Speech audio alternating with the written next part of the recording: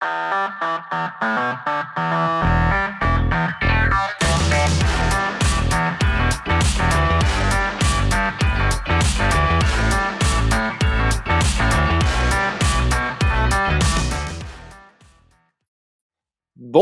bonjour à tous, salut les amis, j'espère que vous allez bien. Aujourd'hui, c'est notre premier jour de déconfinement et j'espère que tout se passe bien pour vous. D'ailleurs, aujourd'hui, nous allons faire une émission spéciale déconfinement. Ce n'était pas prévu, mais nous devions recevoir le producteur Jean-Claude Camus. Malheureusement, il est malade, mais rien de grave. Je l'ai eu tout à l'heure, il a de la fièvre, mais tout va bien, ce n'est pas le coronavirus. Voilà, certainement un petit microbe qui est passé par là. On lui souhaite un bon rétablissement à Monsieur Camus et on le retrouvera de toute façon certainement la semaine prochaine. Voilà. Donc aujourd'hui, une émission spéciale déconfinement. On a essayé d'organiser l'émission comme il se doit pour vous faire partager des choses importantes en ce premier jour.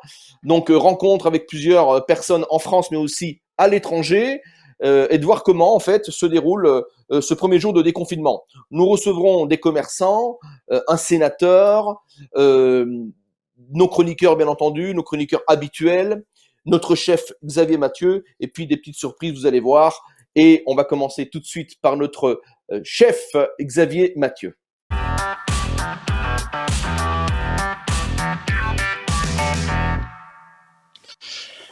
Bonjour, Bonjour, bonjour Mario, comment ça bonjour va? tout le monde. J'espère que ça va très très bien. J'espère que vous aussi. On est à la fin, ça y est, hein, c'est la fin du confinement.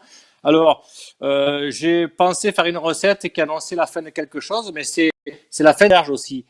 Et surtout sur le trouver de très belles asperges. Donc on va faire de belles asperges, vous voyez. On va les cuisiner et on va les préparer. On va faire un beurre blanc à la ciboulette. D'accord, C'est une d'accord. recette toujours une recette simple, rapide à faire. Pourquoi pas après l'émission ou en même temps. Beurre blanc, tout simplement, échalote ciselée avec du vin blanc, réduction, et on y ajoute des parcelles de beurre pommade à l'intérieur. Pour 3 échalotes, un demi-verre de vin blanc, 200 grammes de beurre. Petit à petit, on monte, un petit coup de citron à la fin, ciboulettes ciselées sur le final, hop, à côté on arrose de sauce de ce beurre blanc à l'échalote et à la ciboulette, et c'est merveilleux. Petite recommandation, vous la mettez à la fin. Si vous la mettez au début, le beurre blanc, il est plus blanc, il est vert, kaki, c'est pas très joli. Donc, ciboulette à la fin, et c'est top, et on se régale, et c'est l'asperge de la saison à la fin du confinement, fin des asperges. Alors, nos auditeurs vont certainement déjà se régaler rien qu'en vous écoutant. Chef, la météo, il y a pas eu trop de dégâts chez vous? Oh, la météo est catastrophique, là. Il a fait beau la dernière semaine et là maintenant, ça y est, ça recommence. On a de la pluie, du vent. J'espère que ça va pas durer. J'ai même pas regardé, j'ai pas suivi ce qu'annonce la météo, mais là, la météo, elle est triste. Pour un premier jour où on peut sortir, c'est pas terrible, hein. Voilà, oui. Alors, justement, comme vous dites, ce premier jour de déconfinement, vous, malheureusement, restaurateur hôtelier, c'est pas encore le cas, vous n'êtes pas encore ouvert. Comment ça va se passer, votre éventuelle réouverture? Vous avez des nouvelles? Mon cher Mario, si nous savions, justement, on ne sait pas encore, on va recevoir à la fin du mois de mai par notre cher président les dates potentiellement où on pourra ouvrir. Là, on est en train de se préparer sur les mesures, je dirais, les mesures sanitaires que l'on doit mettre en place. On est en train d'y travailler, de mettre en place des procédures avec les chefs d'équipe. Là, on est tous tenus par ça. Alors, on peut très bien faire justement de la vente à emporter, chose qui est très bien aussi. Nous, à Joucas, il y a 200 âmes qui vivent dans ce malheureux village. Alors, franchement, les ventes, ça durerait pas longtemps. Mais pour ces restaurateurs qui ont la chance d'être à une situation géographique qui le permet, ils ont mis ça en place et c'est très bien. Ça permet de faire autre chose, de travailler sur d'autres préparations, avec d'autres techniques, avec d'autres je dirais méthodes, etc. Mais c'est très très bien. Malheureusement, j'aurais aimé pouvoir le faire, mais on est un peu trop isolé à Joucas, Bien tu sûr, sais chef. bien, Mario. Bien sûr. Donc, vous savez que nous faisons gagner un séjour gastronomique hein, chaque semaine pour deux personnes. Le cadeau de la semaine dernière était à nouveau magnifique. Vous le savez, c'est un séjour gourmand au relais Bernard Loiseau à Saulieu. Et on va annoncer ensemble, chef, le nom de la gagnante, parce qu'il s'agit encore d'une dame. C'est Fanny Henry. Voilà, Fanny Henry qui remporte le séjour gourmand chez Loiseau. Bravo Fanny, ça va être un très beau moment, hein, chef, elle va se Félicitations. régaler.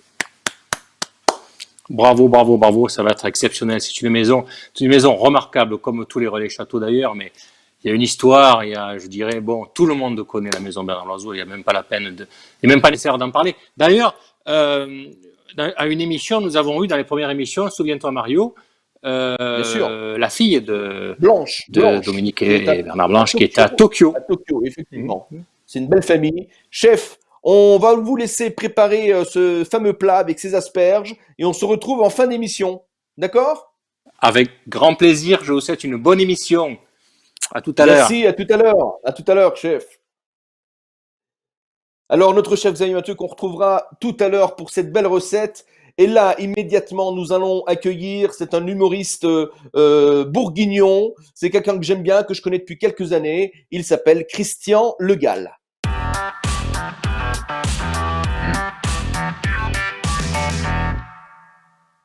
Salut mon ami Christian, Salut Mario. comment ça va? Bah écoute, ça se passe super bien, ça va bien.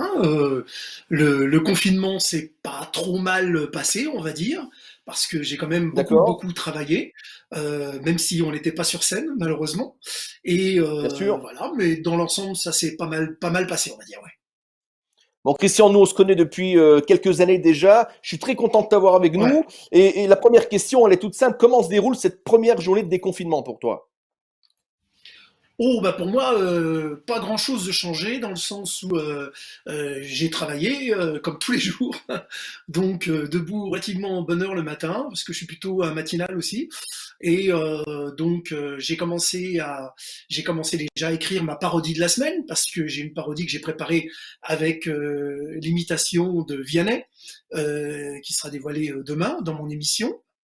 Et j'ai préparé mon émission de demain toute la journée. Et puis voilà, donc le travail tous les jours, rien ne changeait pour moi en tous les cas. Après, il va y avoir aussi le travail en studio avec des répétitions, avec des voix à travailler, des nouvelles voix aussi. Et puis l'écriture, euh, peaufiner les sketchs, la pièce de théâtre, enfin, je manque pas de travail. Christian, effectivement, en parlant de spectacle, tu avais démarré ton nouveau spectacle au théâtre du Gymnase à Paris. Hein, on va voir l'affiche là, Christian Le Gall. Malheureusement, tu n'as pu faire qu'une seule date, je crois, puisque le confinement a commencé juste après ta première date, c'est ça? C'est ça. Ça s'appelle la Shkumun.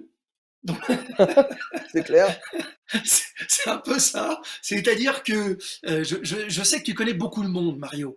Si tu avais une relation pour rentrer dans le livre des records, eh bien, je crois que tu peux postuler pour moi parce que En j'ai fait, tu as fait réussi ta à faire ma première et ta première dernière en même et ma temps. dernière en même temps.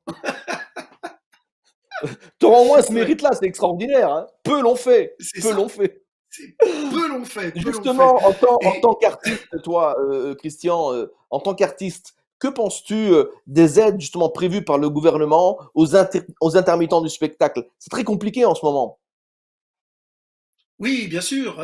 Alors moi-même, je n'ai pas un statut d'intermittent du spectacle, mais évidemment, je travaille comme beaucoup d'artistes avec des intermittents du spectacle, qu'ils soient techniciens ou autres, et c'était important. C'était important qu'il y ait une vraie décision, un vrai soutien, une aide pour ce statut, qui est un statut assez particulier, aussi précaire, et toutes celles et ceux qui avaient besoin de faire leurs heures, de renouveler leur dossier pour un an, ne se retrouvent plus sans droit, sans salaire, sans plus rien qui tombe, en sachant que pour eux, le travail à retrouver va être compliqué pendant plusieurs mois, comme pour nous.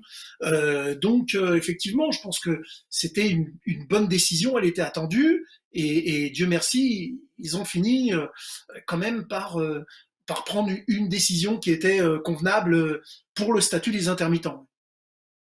Voilà, bien sûr, on soutient tous les intermittents du spectacle. C'est vraiment très compliqué en ce moment pour tout le monde. Une petite pensée à tous ces artistes et à tous ces régisseurs, à tous ces gens qui sont dans ce cadre intermittent du spectacle. Christian, on ne doit pas se quitter sans une petite imitation de ta part. J'espère que tu nous as préparé un petit cadeau. Oui, alors je t'ai préparé quelque chose que tu aimes bien, que tu apprécies souvent. Alors voilà, c'est un extrait un extrait d'un passage de mon nouveau spectacle avec Fabrice Lucchini.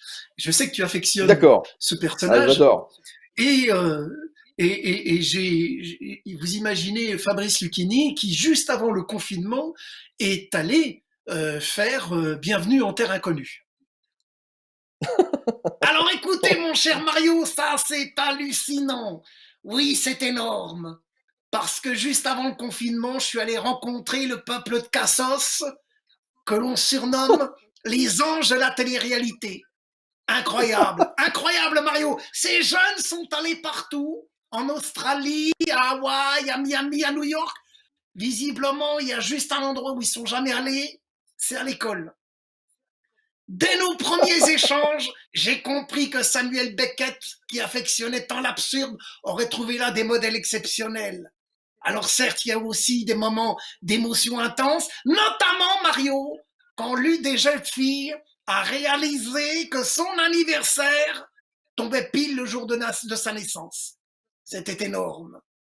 Elle m'a regardé droit dans les yeux, comme pour se réconforter, et m'a cité sa philosophe préférée, Nabila, en me disant « Je sais que j'ai une intelligence au fond de moi qui ne demande qu'à sortir. » Ce qui est hallucinant, c'est que tu te demandes déjà par où ça a pu rentrer. Non mais attention, parce que là, c'est un peuple de cassos de haut vol là-bas. Hein, rien qu'en parlant, elle est capable de filer un mal de crâne à un Doliprane, la Zesgon. C'est énorme. On m'a raconté qu'un jour, elle a déprimé, mais alors grave, tu vois, et qu'elle a voulu attendre le mois de mai pour se demander depuis quel pont elle allait se jeter. C'est hallucinant. C'est énorme. Et il y avait aussi, mon cher Mario, ce Brian. Ce Brian, lui aussi, était énorme. Un jour, il est né, et depuis, il improvise. Moi qui étais venu pour déconnecter, je me surprends à communiquer avec un mec dont le cerveau souffle de coupure de réseau. C'est énorme. Alors attention, attention Mario, parce que c'était un jeune homme gay, toujours à l'affût d'une blague. Lui, il aurait été capable, juste avant sa mort, d'avaler un sac de maïs pour créer l'ambiance au crématorium. Tu sens qu'il avait soif de culture, mais que ça allait être plus simple de lui offrir une bière. Et voilà mon Mario. Bravo mon Christian, bravo mon Christian. Merci. Ah bah, ils vont pas être contents les anges de la télé-réalité, mais bon, et puis notre grande philosophe Nabila, extraordinaire. Nabila. Écoute, j'espère qu'on va te revoir très très rapidement sur les planches. Et si Paris démarre, bien entendu, je serai là au premier rang pour venir t'applaudir. Merci Christian. Et puis j'espère qu'on va se voir très très bientôt. Pub Bien sûr. Tu me permets de faire juste une petite pub. Alors juste pour dire Avec à plaisir. toutes les personnes qui nous regardent que vous pouvez me rejoindre bien sûr sur la page officielle de Facebook Christian Le Gall officiel, sur Instagram, et que tous les mardis, ça tombe bien parce que Welcome Magazine est en pause le mardi à 18h, donc demain, j'ai une émission qui s'appelle Le Gall en live avec 1 heure de bonne humeur, d'échange avec aussi des invités, et demain mon invité c'est Magloire. Alors comme Welcome Magazine est en pause, profitez-en pour passer avec nous demain à 18h. Eh bien, super. Bonne émission avec Magloire demain, qu'on embrasse. Et Christian, on s'appelle très rapidement. À bientôt, Christian. Je t'embrasse très fort. Moi aussi. Alors, les amis, vous l'avez compris, aujourd'hui, c'est une émission spéciale déconfinement. Nous retrouverons Monsieur Camus la semaine prochaine. Il est un peu malade, mais rien de grave. Il me le signale encore. Donc, tout va bien. Merci pour vos messages. Donc, aujourd'hui, on donne la parole à des gens, à des personnes qui sont à l'étranger, mais aussi à nos commerçants, des commerçants en France qui vivent aussi comme nous ce premier jour de déconfinement. Et nous allons retrouver immédiatement un chef d'entreprise, Monsieur Jean-Louis Bottigliero.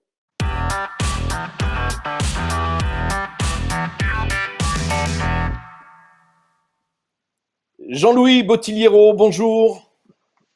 Bonjour Mario. Est-ce que tu m'entends ? Parfait, 5 sur 5, clair et fort. Parfait, c'est parfait. Alors, je me permets de te tutoyer, hein, que je dis aux auditeurs, on se connaît depuis quelques années déjà, Jean-Louis. Je sais que tu es très modeste et que tu te définis comme un simple aubergiste, mais j'aimerais tout de même expliquer rapidement ton parcours à nos auditeurs. Tu as débuté au Château de Gie en Bourgogne, tu as été le plus jeune directeur adjoint de l'hôtel de Crillon à Paris, puis directeur à l'hôtel Martinez à Cannes, et ensuite le directeur général de l'institution internationale Relais et Châteaux. Aujourd'hui, avec Suzanne, ton épouse, vous êtes propriétaire de l'Hostellerie de l'Auvernois, un restaurant étoilé et le château de Sainte-Sabine. Voilà, j'ai fait court, ne m'en veux pas, mais je vais le dire. C'est parfait. Tu es parfait. Comme toujours, cher Mario, c'est ça. Tu n'as rien oublié. C'est bien tout ça. Bon, Jean-Louis, on est content de t'avoir. On voulait te donner la parole, aux commerçants, aux restaurateurs, parce que nous traversons une période bien sûr très très délicate, et tu es bien placé pour connaître tous ces problèmes qui sont liés aujourd'hui autour de cette crise du Covid-19. Une question simple, comment ça va? Eh bien, on va dire que ça va. On fait contre mauvaise fortune bon cœur. On a vécu tous, je dirais, une période très compliquée et c'est toujours compliqué encore aujourd'hui. Je me suis rendu compte que je suis passé par différentes phases et ça m'a fait repenser à ce qu'avait écrit Elisabeth Kübler-Ross, qui est une psychanalyste, psychiatre suisse, qui avait écrit les 5 phases du deuil. Et je crois que le deuil peut être effectivement quand on perd une personne chère, mais il peut être aussi quand on a un problème économique, et ce qui a été notre cas. On arrive par une première phase où c'est le déni, on dit non, c'est pas possible, pourquoi? La deuxième phase, c'est la colère, quand on nous a dit il faut fermer vos établissements, dans peu de temps après, c'était très compliqué pour nous, comme pour tous les autres, hein.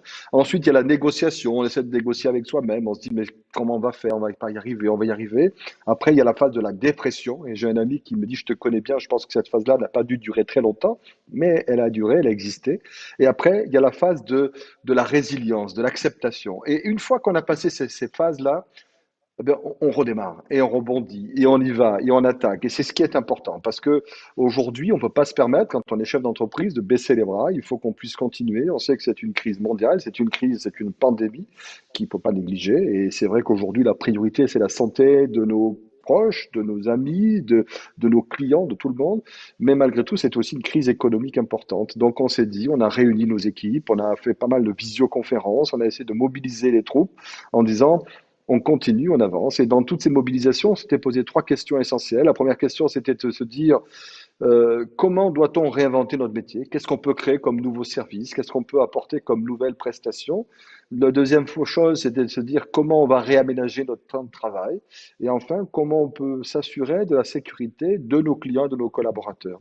Donc, on a travaillé par petites commissions, en visioconférence, en respectant bien entendu le confinement, puisque c'est important. Et à ce moment-là, ben, on a sorti un certain nombre de choses. Et dans une des dernières nouveautés, ben, on a lancé aussi, et alors ça se voit que ça se fait de plus en plus, on n'a pas le sentiment d'avoir créé quelque chose d'exceptionnel, mais c'est un principe de drive, de vente à emporter.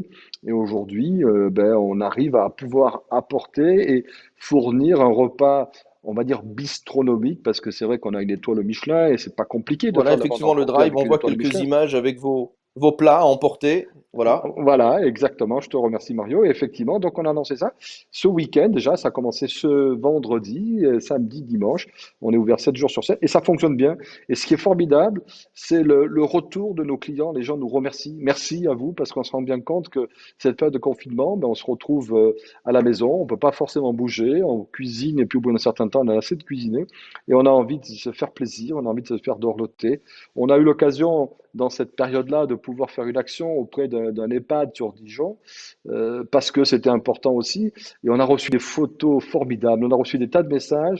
On a vu que notre métier, que je considère aujourd'hui comme étant un métier de marchand de bonheur, on s'en rend compte qu'on a réussi à apporter du bonheur et continuer d'apporter du bonheur malgré tout cette situation qui est complexe. Et je pense qu'aujourd'hui, ce qui est important, c'est de tous se serrer les coudes, tous être solidaires pour pouvoir affronter cette crise avec un peu plus de sérénité, même si c'est compliqué, mais on est débattant et on y arrivera. Et comme dit toujours, hein, ce qui ne me détruit pas me rend plus fort, donc on sera forcément et obligatoirement plus fort après cette crise. Donc oui, il faut garder la foi, la force, avoir des idées toujours originales, comme tu l'as eu d'ailleurs. On va montrer une petite vidéo de ton équipe qui est en train de préparer justement les repas du drive, si la régie est prête. Donc c'est ce fameux drive que tu as mis en place pour le bonheur de tes clients, un drive, on va dire, quand même étoilé, hein, c'est extraordinaire. Oui, bien Et sûr. donc là, c'est Mhm. ton équipe en cuisine qui Voilà, ça c'est prépare, voilà. si je ne me trompe pas, du pigeon, c'est ça? Et voilà, bravo. Ben, c'était le plat de ce week-end. On aperçoit notre chef Philippe Auger. Alors, c'est vrai qu'aujourd'hui, on avait en place des techniques, je dirais, très précises, de normes d'hygiène importantes, mais qu'on a encore renforcées. Et on a dit que c'était un des critères importants, hein, la sécurité à la fois de nos clients et de nos collaborateurs. Aujourd'hui, effectivement, les charlottes, les masques, les gants, bien entendu, avec tout un système qui permet à la fois d'apporter du bonheur, mais tout en se disant on est sécurisé quand on peut apporter d'avoir ce genre de bonheur. Jean-Louis, comment fait-on pour commander? Est-ce qu'il y a un site Alors, c'est spécial? Alors c'est très simple. Alors il y a un site il y a un site qui existe, mais je crois que ce qui est le plus facile, c'est d'aller sur notre site internet qui est www.levernois.com tout simplement, puisque l'hostellerie de Levernois se trouve dans un petit village qui se trouve à côté de Bonn, qui se trouve à 5 minutes, allez 10 minutes du centre de Bonn. Et donc Levernois, www.levernois.com. Et dès qu'on va rentrer sur le site, il va y avoir ce qu'on appelle un pop-up qui va vous proposer la possibilité de prendre des commandes en ligne. Alors pour l'instant, c'est de la vente à retirer sur place, mais on réfléchit de pouvoir peut-être faire de la vente emportée. Je ne suis pas persuadé, mon cher Mario, que nous pourrions livrer à tes amis qui appellent de l'autre côté de la Terre et du globe, mais voilà, on est là et on sera ravis de pouvoir répondre à toutes vos questions. En tout cas, tu as les salutations de notre chef Xavier Mathieu, qui est le chef de l'émission que tu connais bien, puisqu'il a aussi Bien un sûr, relais château. pour les châteaux, Voilà. comme nous, Et bien sûr. il a promis de venir nous voir en Bourgogne dès que ce sera possible. Ah ben, formidable, on Jean-Louis, l'attend. un dernier mot. Quel conseil as-tu pour les... Bien sûr, toi, tu as des grandes équipes, etc. C'est toujours très, très difficile, mais aux petits commerçants, aux petits artisans qui ont tous les jours des difficultés à surmonter cette crise, quel conseil tu peux leur donner? Moi, je considère qu'aujourd'hui, cette économie circulaire, elle est importante. On se rend compte que on avait parlé pendant longtemps du plombier polonais.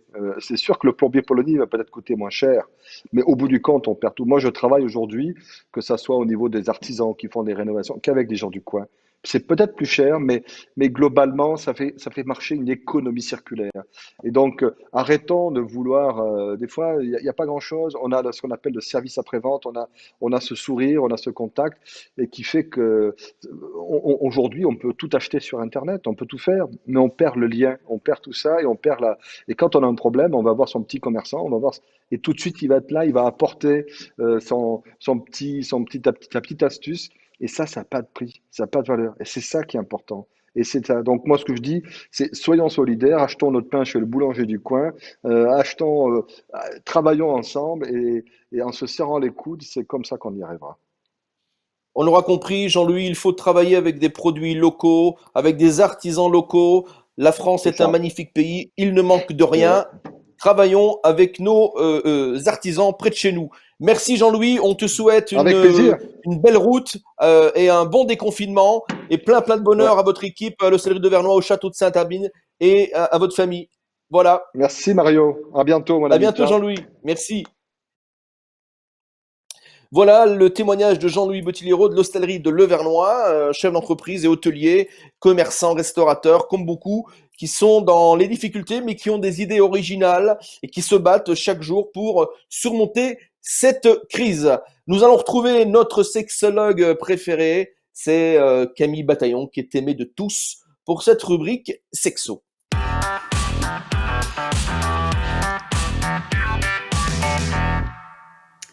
Hello Comment ça va Mario, Camille?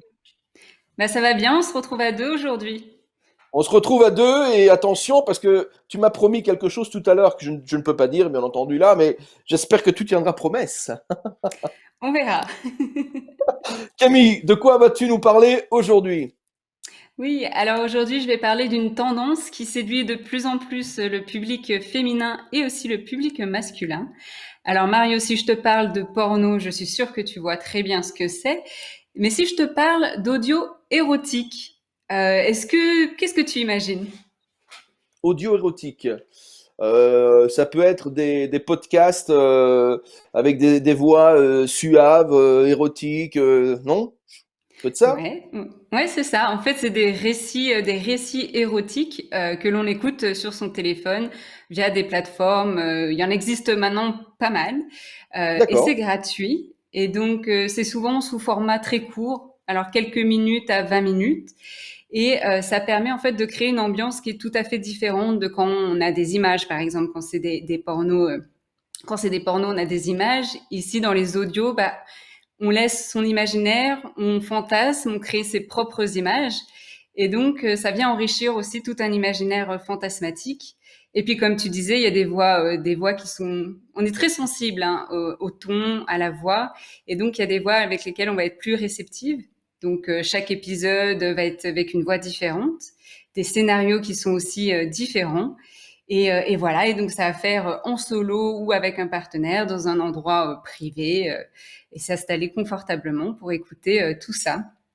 Et alors, si ça t'intéresse, Mario, tu peux aussi toi-même écrire et raconter ton propre audio érotique parce qu'il y a une plateforme qui existe maintenant, une plateforme porno éthique et collaboratif où chacun peut alimenter cette plateforme avec ses récits et ses audios érotiques que du coup les auditeurs, auditrices peuvent écouter. Camille, que des belles choses, mais je crois aussi que toi, tu fais des podcasts. C'est peut-être pas les mêmes podcasts, hein, c'est pas ce genre de choses, mais tu as des podcasts. Peux-tu nous en parler quelques secondes là pour qu'on comprenne? Oui, alors moi j'ai un podcast avec mon associé Olivier Majoren, on est tous les deux sexologues et on a créé un podcast qui s'appelle Entre nous où on aborde des thématiques sur la sexualité justement. Donc on parle de sexualité après accouchement, on parle de comment parler de sexualité avec ses partenaires, comment parler de sexualité avec ses adolescents et plein de choses en lien avec la sexualité de manière décomplexée et avec une approche aussi scientifique comme voilà, nous sommes deux sexologues universitaires. Camille, merci beaucoup. On te retrouve aussi sur ta page Insta et Facebook. Voilà, Camille parle sexe, ça veut tout dire. On se retrouve très bientôt pour une prochaine émission, Camille.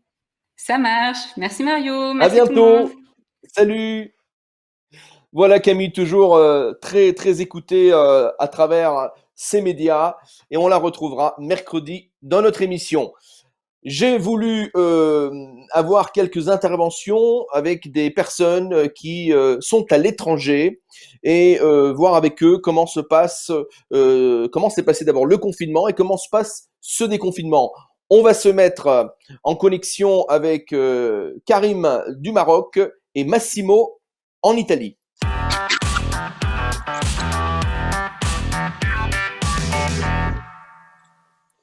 Bonsoir les amis. Bonsoir Mario. Comment ça va Karim? Karim est à Marrakech. Ah bah écoute, très bien, avec un très joli soleil. Et voilà. Et Massimo, on a Massimo aussi. Massimo bonsoir qui est à Milan, lui. Exactement. Comment ça va Massimo? Ça va très bien, merci. Bon, merci d'avoir accepté cette invitation. Il est important aussi pour ce premier jour de déconfinement d'entendre un petit peu les personnes qui habitent à l'étranger. Je vais commencer avec Massimo, si tu le veux bien, Karim. Comment s'est passé en Italie? Bien entendu, tout le monde a vu que c'était une catastrophe ce qui arrivait en Italie depuis des mois et bien avant la France. C'était une tragédie, bien entendu. Comment, selon toi, le gouvernement italien a géré la crise? Est-ce qu'il a été à la hauteur? Est-ce qu'il a fait ce qu'il fallait au début? Voilà, en quelques mots. Oui, je pense que ils ont bien travaillé, même si c'est une situation très difficile parce que c'était l'inconnu pour tout le monde, je crois, même pour des grands professeurs, virologues, etc. Donc tout le monde il s'est retrouvé un peu devant une nouveauté. Et on a entendu tout au départ des gens qui disaient c'est rien de grave, comme un peu dans tous les autres pays. Donc, et enfin, on s'est tous aperçus que c'est quelque chose de sérieux, quelque chose de très très dangereux. Et il faut bien espérer qu'ils arriveront à trouver quelque chose parce que personnellement, je vois la situation pas très sympathique, voilà. Oui, on a tous peur de cette deuxième vague, comme les médias le disent chaque jour. Toi, Karim, au Maroc, bien sûr, j'ai suivi pour les auditeurs qui nous regardent. On travaille ensemble pour le Welcome Magazine Maroc c'est toi qui t'occupes de ce marché-là. Là, et donc on fait souvent téléphoner. Le Maroc, lui, le roi a vite démarré, a vite réagi, et les choses se sont plutôt bien passées au Maroc. Bah, écoute, il y a eu un confinement et une fermeture des frontières ultra rapide, quelques jours, 8-10 jours après les débuts des premiers cas. Donc c'était un côté très positif. Et on est confiné jusqu'au 20 mai. Peut-être qu'il y aura une petite rallonge, il paraît. En tout cas, c'est très bien géré, c'est très bien fait. À part quelques personnes qui vont, comme dans tous les pays, je crois, aller faire un peu deux, trois petites sorties, un peu comme ça, tu vois, un peu en extra, on va dire. Bien sûr. Mais voilà, mais globalement, ça se fait très bien et on se sent en sécurité. En tout cas, jusqu'à aujourd'hui, c'est top. Merci. Massimo, au niveau justement des chefs d'entreprise, des commerces, tout le monde souffre, hein, en France aussi. C'est très très compliqué pour nos artisans. Toi, tu as une entreprise, tu es chef d'entreprise. Comment ça se passe? Est-ce qu'il y a eu des aides? Est-ce que, comme la France, le gouvernement a pu vous aider? Voilà, explique-nous en quelques mots. Mais alors, pour le moment, pas d'aide. Donc, Ah, pas d'aide. non, pas d'aide. Aux sociétés, personne n'a reçu rien pour le moment.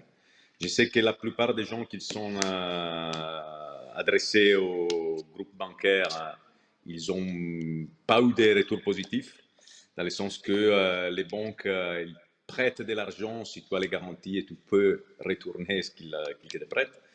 À fond perdu pour le moment, rien n'a eu rien et je pense que personne n'aura rien. Ils commencent à discuter maintenant, voir si, mais pour le moment, les sociétés, ils n'ont rien eu. Même les sociétés ils ont eu la possibilité de mettre les gens, c'est votre chômage technique, disons.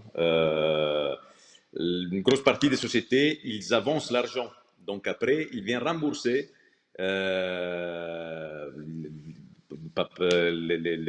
avec les paiements des impôts, ils seront moins importants. Donc, ils remboursent, ils te font payer moins d'impôts pour l'argent que tu avances pour les salariés.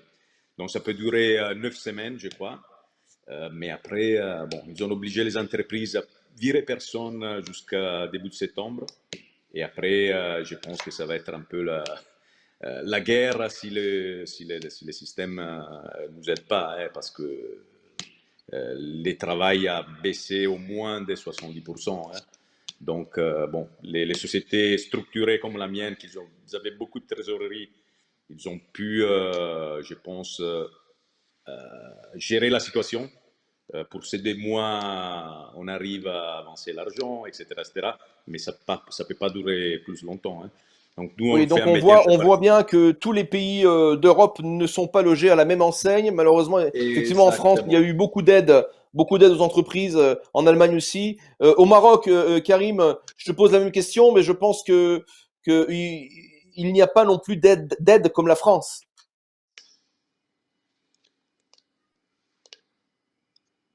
Ah, là, on n'entend plus Karim, on a un petit problème. Allô, allô. Ah, on t'entend, on t'entend, on t'entend. Non, je disais, il y a beaucoup de salariés qui ont touché l'équivalent d'un mois de SMIC. Alors, les sommes des gens ne sont pas identiques avec la France. Bien évidemment, le SMIC français n'est pas le SMIC marocain, mais ils ont touché des SMIC. Et ceux qui n'avaient rien à toucher, malheureusement, qui n'étaient soit pas déclarés ou soit pas de travail, il y a quand même une aide par les chefs de quartier qui distribuent aux familles qui sont dans le besoin. Donc, il y a beaucoup d'entraide. Et le Maroc, on mangera toujours. On n'a pas trop ce problème de gens dans la rue qui ne savent pas comment manger. Il y a beaucoup d'aide. Donc, c'est le côté vraiment positif voilà, au pays. Alors, D'accord. on est très content, super. Bon, Karim, en tout cas, on espère que les frontières vont vite rouvrir et qu'on pourra passer de belles vacances dans ce pays magnifique qu'est le Maroc. On embrasse tous les Marocains qui nous suivent, les artisans, les commerçants, les hôteliers qui sont aussi partenaires du Welcome Magazine. On essayera de les soutenir comme on peut. Voilà. Massimo, j'espère aussi que les frontières européennes vont aussi s'ouvrir très rapidement et qu'on va reprendre tous une vie, j'espère, normale. Voilà, pour qu'on puisse profiter des belles choses et vivre comme avant. Voilà, je vous embrasse. Merci à vous et bonne continuation. Ciao. Voilà, important de savoir comment ça se passe au Maroc, puisque le peuple marocain nous suit bien sûr aussi très très souvent. Le Welcome Magazine, bien entendu, existe au Maroc depuis quelques années. Et puis nos amis italiens qui ont été très très touchés par cette crise. Voilà, c'était important de pouvoir être en connexion avec Massimo et Karim. On va retrouver d'ailleurs Maître Jean-Philippe Morel qui va nous donner quelques petits conseils.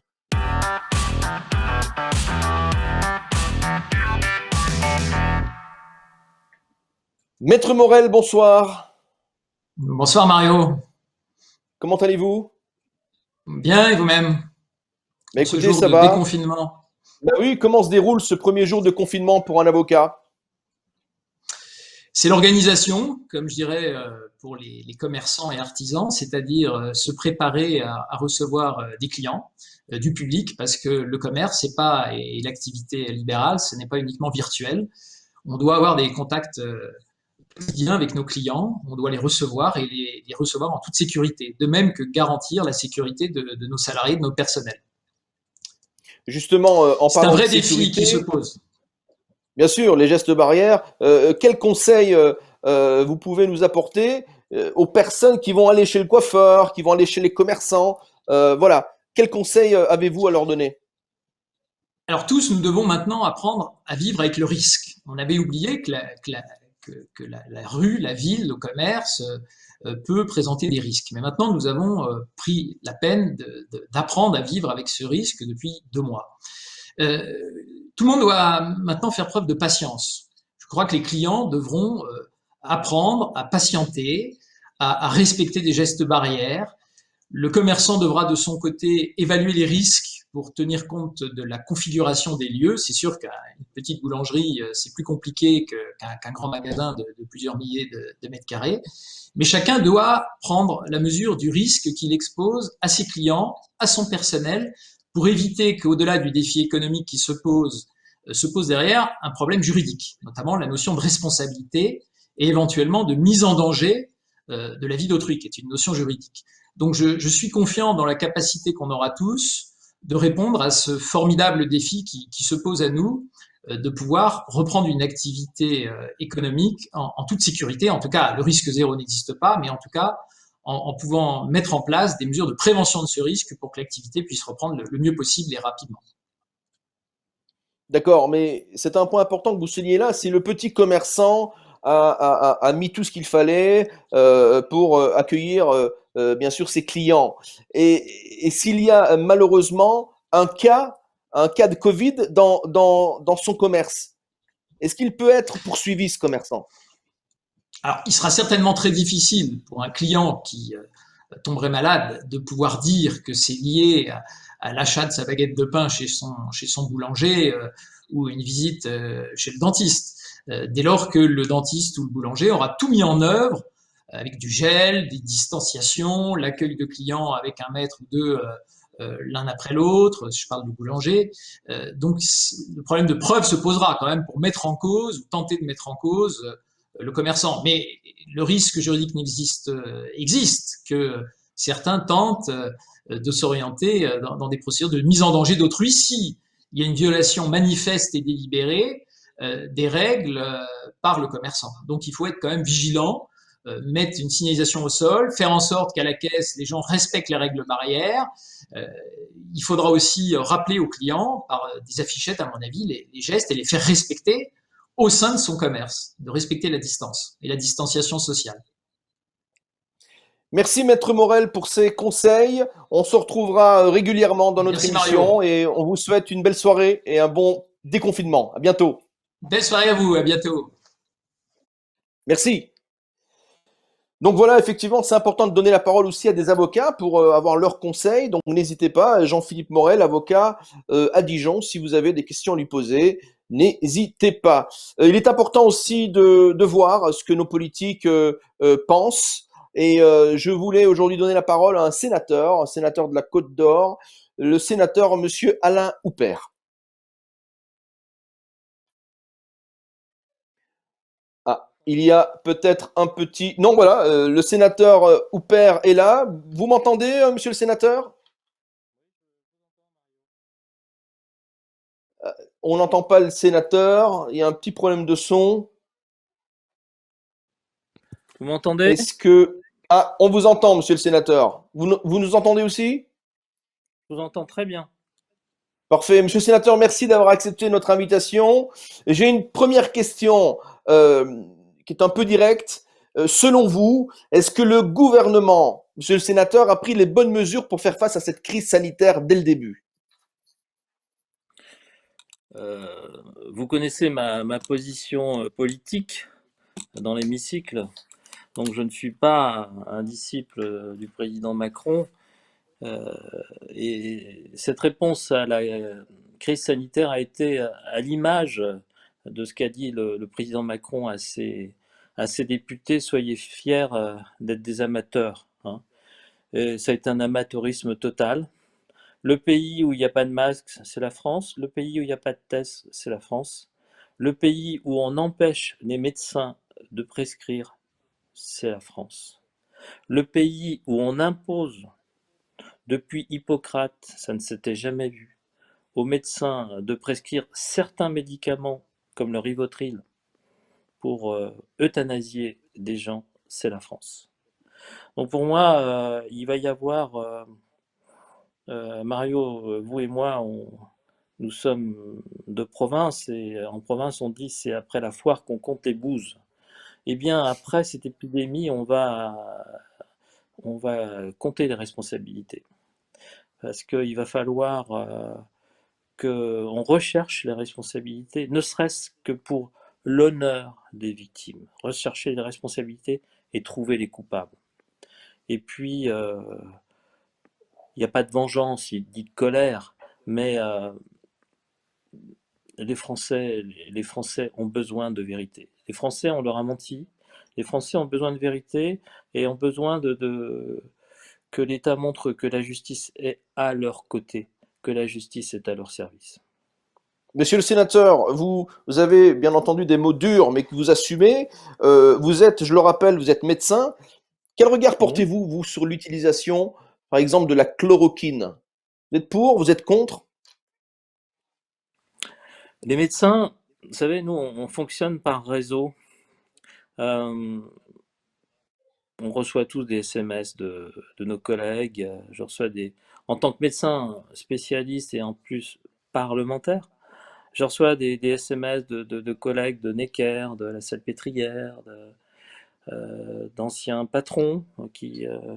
Tout à l'heure, j'avais le président de la caisse de retraite des médecins au téléphone qui s'inquiète parce que à l'Assemblée nationale, ils sont en train de faire passer un texte pour voler l'argent des caisses de retraite des médecins, des avocats. Donc on a applaudi tous les soirs à 20h tous les médecins et on va leur piquer leur fonds de réserve de caisse de retraite. C'est une honte. Mais la chloroquine, pour revenir à votre question, c'était une digression. La chloroquine, effectivement, que je suis pour. Quand on regarde les études, et l'étude Discovery, ça a été un fiasco complet. Seule la France et le Luxembourg se sont pliés à cette étude et avec très très peu de patients, tous les pays ont utilisé la chloroquine. Et la meilleure des études, c'est de regarder la prolifération du Covid-19 chez les gens qui prennent du Plaquenil tous les jours, c'est-à-dire les gens qui ont des syndromes de Gougerot-Schröder, des lupus, des polyarthrites rhumatoïdes. Et ben ces gens-là, ils ont peu de Covid, ils sont peu sujets à l'infection au Covid-19. Donc déjà, c'est la meilleure des études. Et quand vous avez une Effectivement, pneumopathie atypique, une pneumopathie virale atypique, vous mettez de l'azithromycine, vous mettez du Zithromax.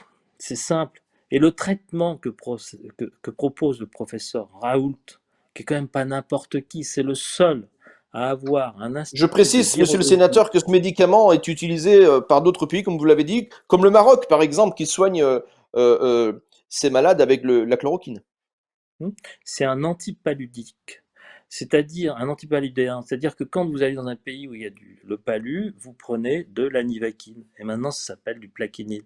Voilà, c'est de l'hydroxychloroquine. C'est de la chloroquine qu'on a transformée en hydroxychloroquine pour qu'elle soit mieux tolérée. Mais vous savez, quand on veut tuer son chien, on l'accuse de la rage. Donc on a voulu absolument tuer le professeur Raoult, qui n'est pas n'importe qui. Eh bien, on l'a accusé on a découvert que ce médicament avait des complications. Il y a des millions de personnes qui prennent du plaquenil tous les jours parce qu'ils ont ces maladies chroniques, parce que ça bloque la réaction immunologique. Et le Covid-19, c'est le virus évidemment qui est dangereux, mais c'est la réaction de l'organisme contre ce virus qui est dangereux. Donc ça abaisse le niveau de l'immunité, ça permet c'est pas un médicament miracle, mais c'est le seul médicament qu'on ait trouvé. Et puis, regardez en Allemagne, ils ont utilisé l'hydroxychloroquine, ça marche, ils ont 5 fois moins de morts que nous. Et en plus, ils ont mis les gens sous anticoagulants, les patients sous anticoagulants, parce que les patients, ils meurent d'embolie pulmonaire, de micro-embolie pulmonaire. Je suis radiologue et le seul test valable, c'est le scanner pulmonaire, où on voit les signes du Covid-19 bien avant les symptômes. Actuellement, on n'a pas de masque, on n'a pas de test. Tout ce qu'on sait, c'est isoler les gens et les tracer. Donc Monsieur le sénateur, vous êtes sénateur de la Côte d'Or. Justement, nous étions en ligne tout à l'heure avec Monsieur Boutilliero, chef d'entreprise. Est-ce que pour vous, ce déconfinement et la reprise de l'école, c'est trop tôt? Parce que les hôteliers restaurateurs, eux, ne comprennent pas pourquoi eux ne peuvent pas ouvrir. Qu'est-ce que vous en pensez de tout ça? C'est compliqué. C'est compliqué parce que on parle de gestes barrières. Faire respecter des gestes barrières à des jeunes patients qui vont être heureux de se retrouver, d'être en classe de récréation, de se toucher, de jouer à la balle aux prisonniers. On a tous été des gamins, hein, Mario. Les gestes barrières, c'est pas possible chez les enfants. C'est pas bien sûr. Donc, et puis, les collègues de Necker ont dévoilé il y a pas très longtemps, j'étais un des premiers à le mettre sur les réseaux sociaux, cette fameuse maladie de Kawasaki, c'est ces myocardites qui commencent à réapparaître chez des enfants de 5 à 10 ans, qui sont des maladies qui sont graves. Et le problème du Covid-19, on ne sait pas quelles seront les séquelles. Et le séquelle principal, c'est la fibrose pulmonaire. Et quelqu'un qui a une fibrose pulmonaire, c'est-à-dire que le poumon n'a plus sa souplesse et sa compliance habituelle, ce sont des gens qui vont vivre avec une bouteille d'oxygène à vie. Vous savez ce que c'est. Je trouve qu'on a traité ça, comme je reviens à votre première question, avec un amateurisme coupable et responsable. Ce sera le dernier mot, monsieur le sénateur Alain Houpert. Merci d'avoir accepté cette invitation. Et puis, on vous souhaite un bon déconfinement pour la suite. Voilà, à très bientôt. Merci de m'avoir écouté. Merci. Au revoir. Merci, monsieur le sénateur. Et bien voilà, donc monsieur le sénateur Alain Houpert qui nous a dit quelques mots. Il n'est pas content. Et voilà, ce sont ces mots. Nous allons retrouver immédiatement pour la fin de notre émission notre chroniqueur adoré, David Jean Motte.